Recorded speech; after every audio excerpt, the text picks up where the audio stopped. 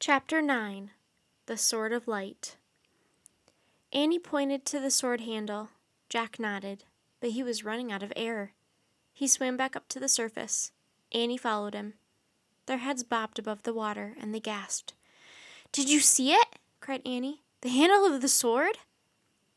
"Yes, the blade must be buried in the sand," said Jack. "We have to pull it out," said Annie, "and we have to hurry." "Right," said Jack.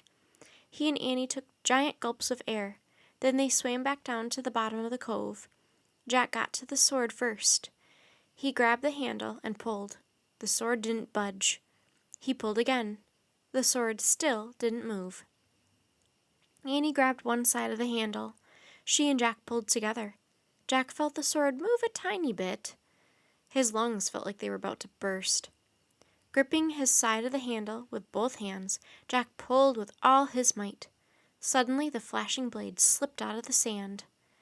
Jack and Annie carried the sword up through the water as fast as they could.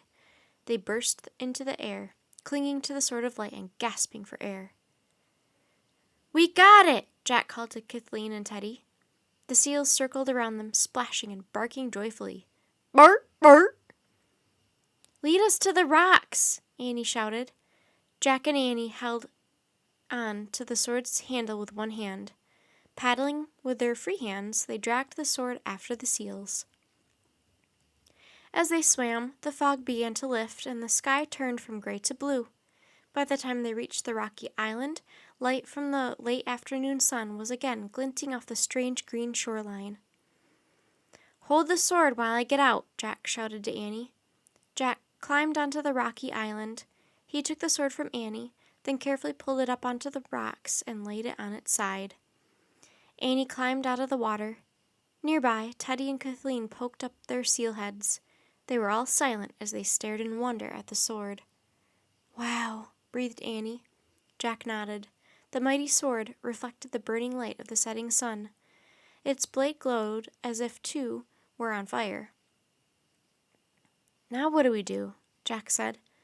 "We have to get the sword to Merlin fast," said Annie. "The sun's about to go down." "Right," said Jack. "Before nightfall, right."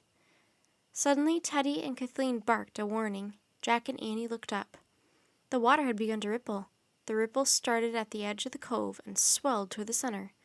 Waves crashed against the small rocky island, sending up great showers of spray. "What's going on?" said Jack. "Maybe a bad storm's coming," said Annie. "Burr, burr." Kathleen and Teddy tried to haul themselves onto the rock, but the waves pushed them away.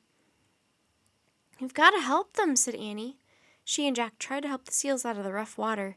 Their hands slipped over the sleek sealskin, and they nearly toppled into the water themselves. The waves kept rolling and splashing. "Burr, burr." The two seals were swept away from the rocky island. "Look!" cried Annie. "The land is moving."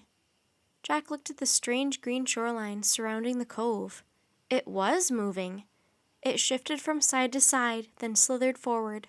A great roaring noise rocked the cove. A monstrous head rose above the surface of the water. The green hills were not hills at all. They were the coils of a giant sea serpent's body.